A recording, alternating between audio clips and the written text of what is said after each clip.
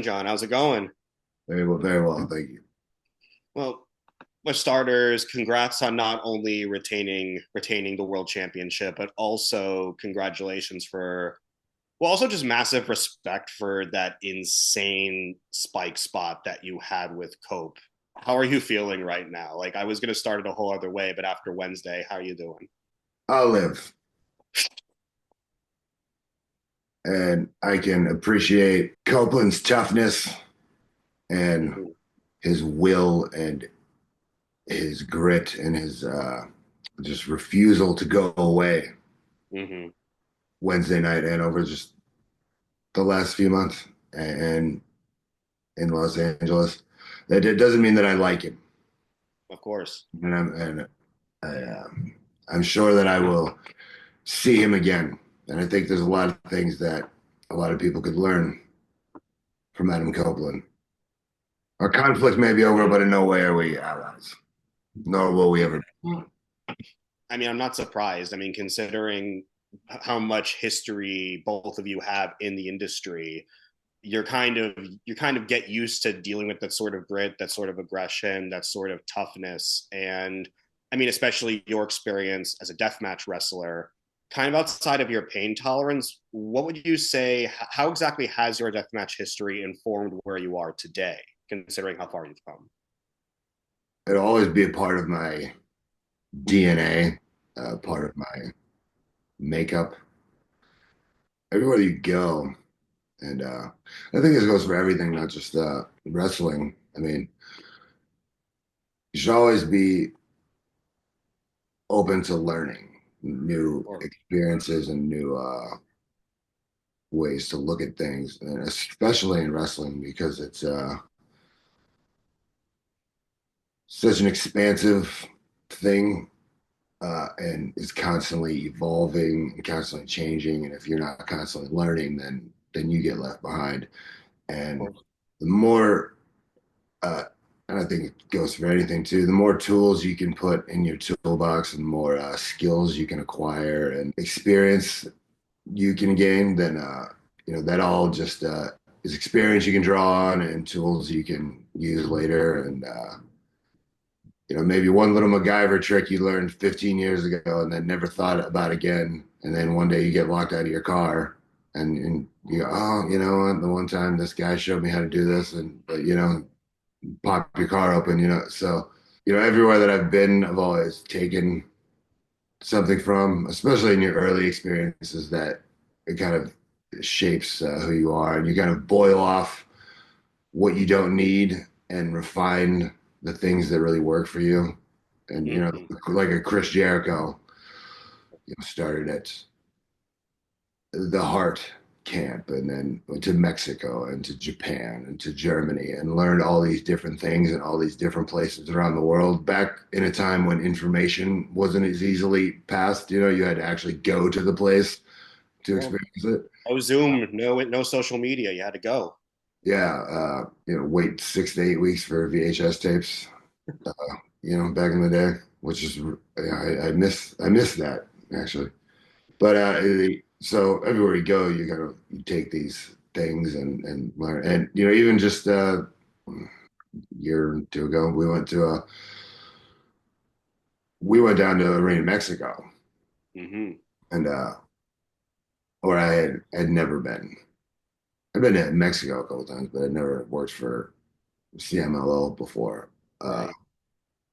Never really experienced in person lucha libre in its purest form, like the real thing, right? So, like when we're going down there, I'm not like, oh, I'm gonna go down there and I'm gonna do my thing, and that's what Mexico City's getting.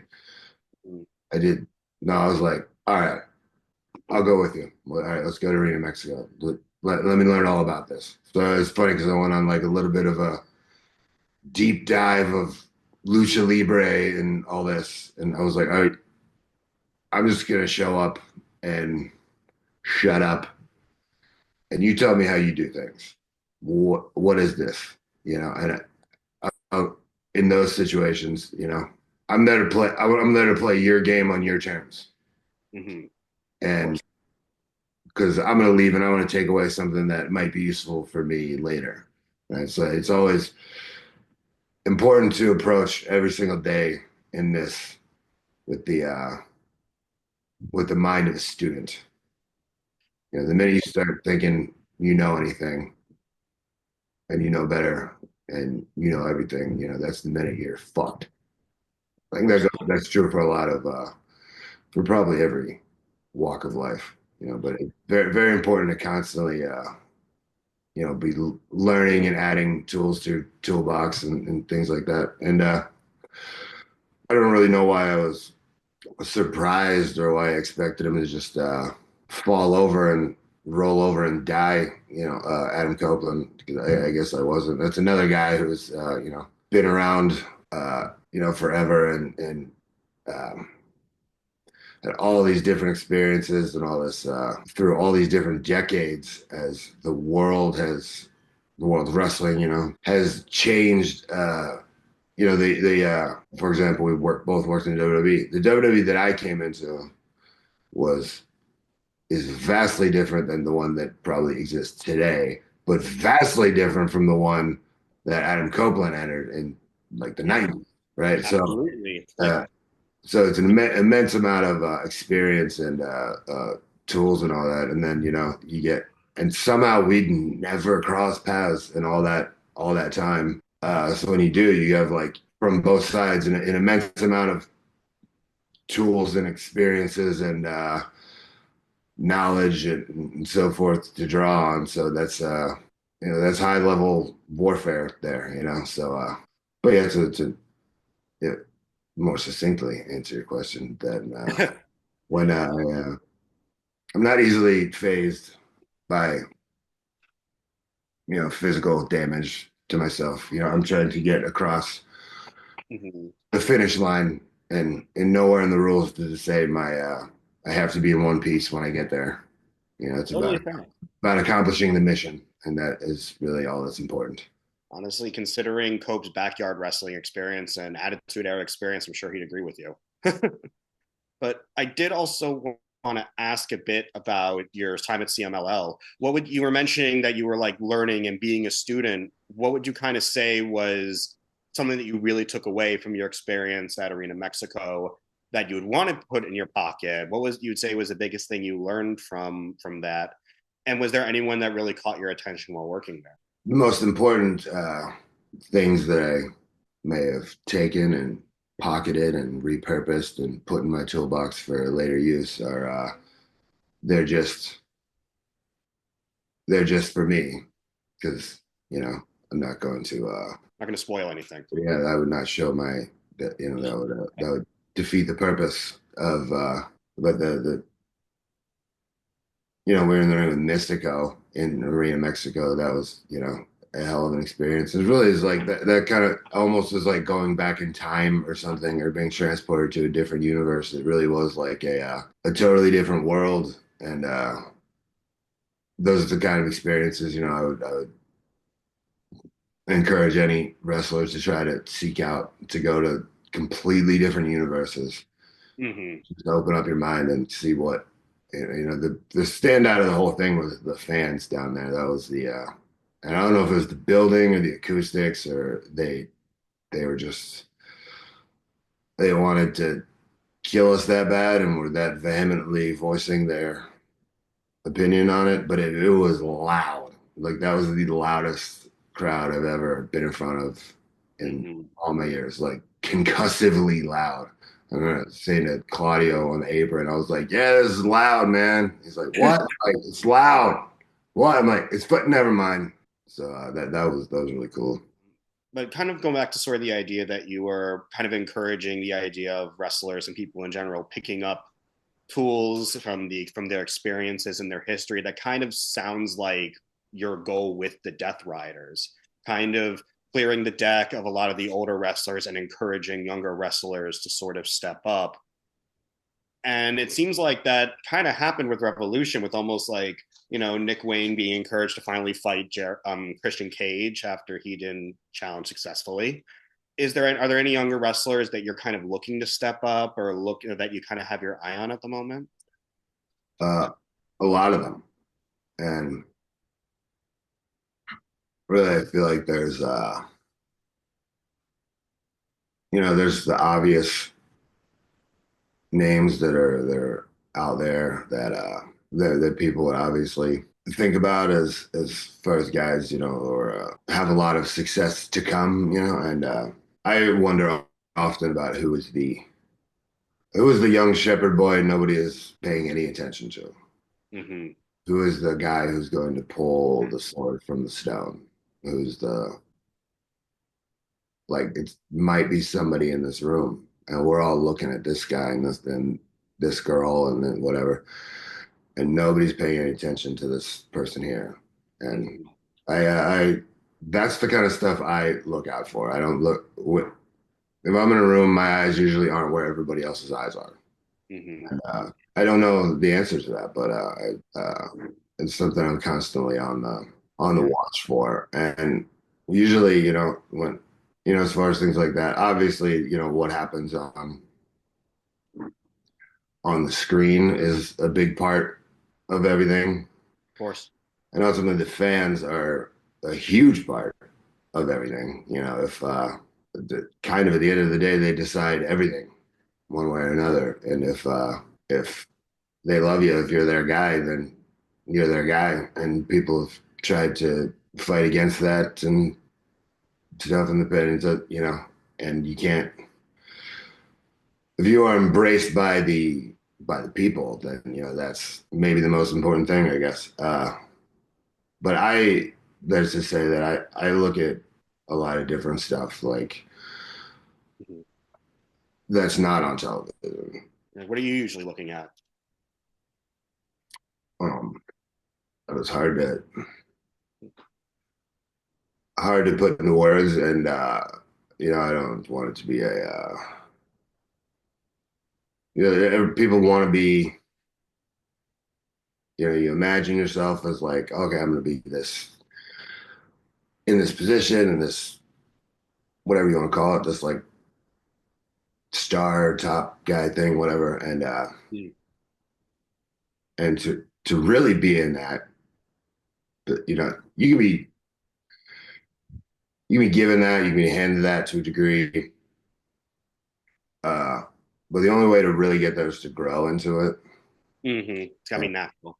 and you can be handed anything. It really doesn't. This is all just it's fairy dust, man. It's what I mean. Like uh, most of the work happens, it is unseen. Mm-hmm. Um, a lot of they think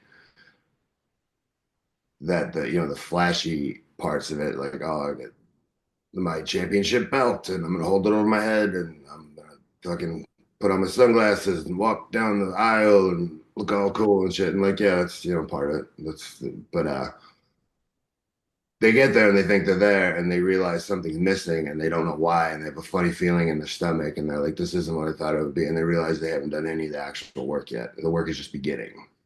Yeah. And that's when a lot of people crumble. Yeah. And uh, I see guys all the time where I'm like, I can tell that they get it. Mm-hmm. They're doing the things that will they're laying a foundation and they're doing things that and the way they operate and the way they carry themselves and the things they're doing and the way they look at things, I can tell like this guy's building a good foundation. And Mm-hmm. when he gets there, it's gonna stick. And a lot of guys are just looking to, they're trying to paint the house when there's no foundation yet. Right.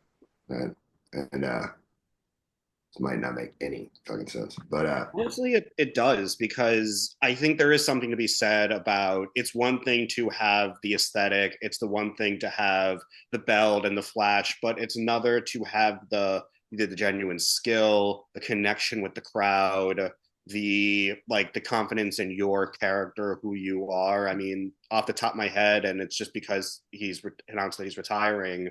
Homicide, he was somebody that had that connection and he had that confidence in who he was presenting himself as, and he had that relationship with the fans along with the genuine skill. He didn't really need as much of the flash he just had it. You know what I mean? Oh yeah.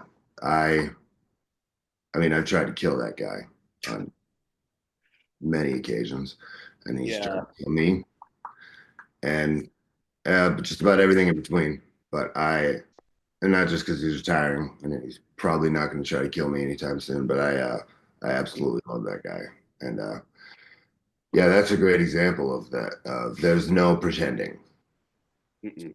Not at and all. he is not seeking anyone's approval.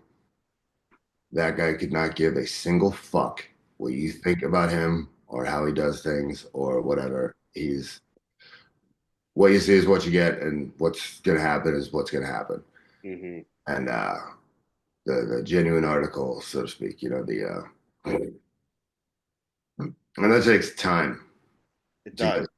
like there are, I mean, there maybe some, I said, but generally, it takes time, and honestly, like, I think that's one thing a lot of the guys, one of the best or most underappreciated attributes I think you can have in this is patience, Absolutely. patience and endurance, right?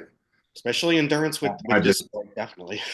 Yeah, not just physical endurance, like I can run 30 miles, like endurance to stay the course and not get thrown off, and to realize that like every single night is like a little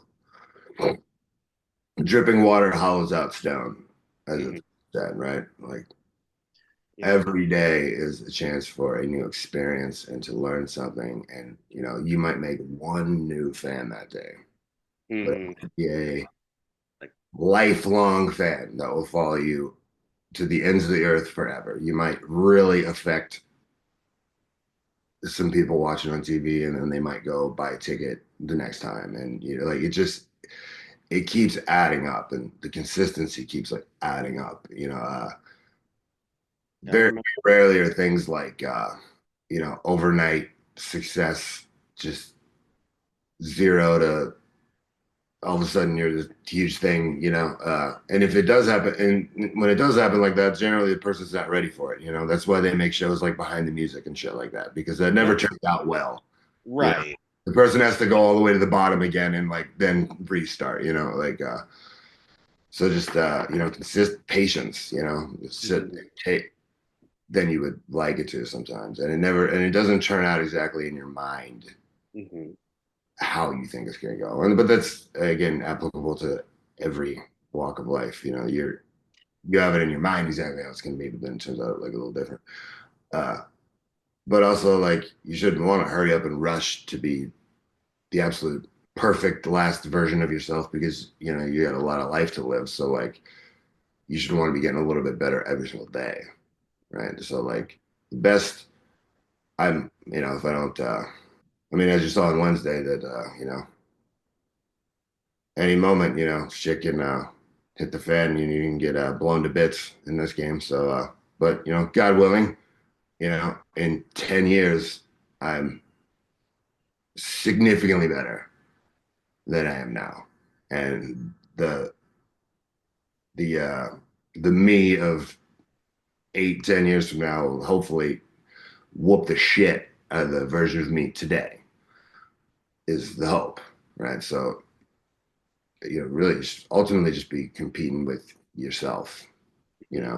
And as far as us goes, the defining characteristic of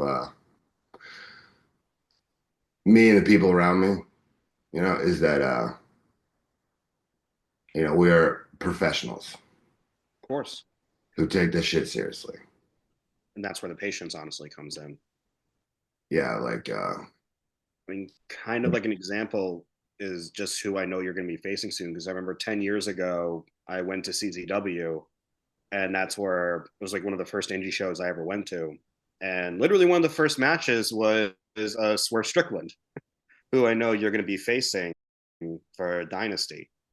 And he's really shown a level of like that commitment, that growth, that willingness to go as far as you do. What are you most looking forward to when you're facing him? Certainly looks like might be coming to a head with Swerve Strickland and myself, doesn't it? Uh, Hmm. Funnily enough, that would be in Philadelphia, wouldn't it? Uh, well, really, it's not about me or what I want. If you find yourself um, in the ring with me, and especially if you find yourself in the ring with me and the world championship is on the line, Hmm. then I would suggest that you don't put any focus on me or what I'm doing. I would worry about yourself because we are going to find the real answers to some hard questions. And it is not going to be about me or what I do or what my teammates do or whether they're there or not or where we are or what city we're in or this, that, or the other, any of these number of these distractions that you can, cloud your mind with. It's simply going to be about you and how far you're willing to go Hmm. and what is in you that the world hasn't seen yet. And if you can take me out, then great, do it, shoot your shot. Uh, I'm not putting myself in this position because I'm worried about that, right? I can easily, hide in the locker room or go back to the hotel and hide, or I don't have to be here, right? So like, shoot your shot, man. I'm giving you the chance. And the kind of shit that keeps me up at night is the thought of guys and girls at All Elite Wrestling that like a few years pass and whatever, and you realize and they never saw the potential in themselves. That's the kind of shit that keeps me up at night. Hmm. And it doesn't matter, often, the promoters or whoever the fuck, they don't, or the whatever, in whatever line of work you're in, the whoever, Hmm. they don't see it. And often that leads to the motivation to, then go out and be the greatest ever in your sport or whatever it is, but first you have to see it and you have to see everything that you have inside of you and everything that you're capable of. And I feel like a lot of people in this world now are waiting for everybody else to tell them who they are and what they can do. And, they're spend a lot of time reading shit other people type on their phone and taking pictures that aren't real and looking at pictures that aren't real and just fucking reality is kind of getting twisted and bent and shit and being a new being still a brand new baby organization that's one of the things that worries me the most is that people slipping through the cracks. And you know what, not every the thing that sucks is like not everybody's gonna make it, right? Yeah, just comes with but the territory. but I don't see what I just think you do. Everyone does their best to mitigate that and do create as much opportunity for as much success as possible, right? Of course. Wrestling for me gave me like a path, like a thing to do, vocation, Hmm. trade, something to be passionate about, whatever. Like this is the job that I was supposed to do, right? Right. Very specifically, right? Right. Without this, I can't even imagine where the fuck I would be in life, right? Like Like to get in your I element. can't imagine a world before this. I certainly can't imagine a world without this, right? And on the one hand, what I was put on this earth to do probably isn't to isn't wrestling, right? But wrestling is the vehicle, the road I was able to take to accomplish other things and be the Mm-hmm. person that I am today, and be kind of sitting where I'm at in life right now, which And you're pushing people to do better. yeah is a goddamn great spot. I gotta say, it's just, Yeah. lucky to have a beautiful family and be surrounded by so many great colleagues and teammates and stuff, and just have had so many great experiences and everything. And And it's about every day with me. It's about being a tiny bit better than I was yesterday. What can mhm. I learn today? How can I get a little bit smarter? How can I be a little bit more prepared for next time? Like what I don't really worry so much. What went right, what went wrong, how can we fix it, make it better next time? Okay. I'm constantly in evaluation mode like that, right? I don't spend a lot of time celebrating, right? Right. But that's a very but in a very positive way, I get Yeah, you're getting ready for the next yeah, fight, the next match, the next story. yeah, like fucking love it. Like we're in the game, man. Like we're having a fucking blast. But about getting a little bit better every day and, serving others. And you've I been don't, mentioning wrestlers too. I mean, you got Shooter also in Japan, and he's kind of like after the losses he took at New Beginning and Wrestle Kingdom, he's shaved his head and put on a more aggressive attitude. I know he was your young boy at one point. Have you been talking to him at all and helping him with this new path that he's on, or is this very much his own? well, the conversations between myself and young shooter, none of your goddamn business. I will say that, as I said before, patience is a very underrated thing these days. And I think that's something that, from the get-go with him. And, this is something we can, in American wrestling, which is much more, fast paced and about not so much in the ring, but just as far as just like the the speed at which we're throwing shit in your face, right? Like it's a television product in America, right? So, and in Japan, it's different. So Right. that would be something that I think, we could learn from the way things are done over there, because that's a guy that obviously, that group of young lions, he was obviously a stud, but we didn't put him in a pair of hot pants and fucking throw him out there in the main event to get exposed. We Right. he was planted and watered and allowed to grow, right? And that with patience. And you're seeing now he's becoming little bud pops out of the ground, and then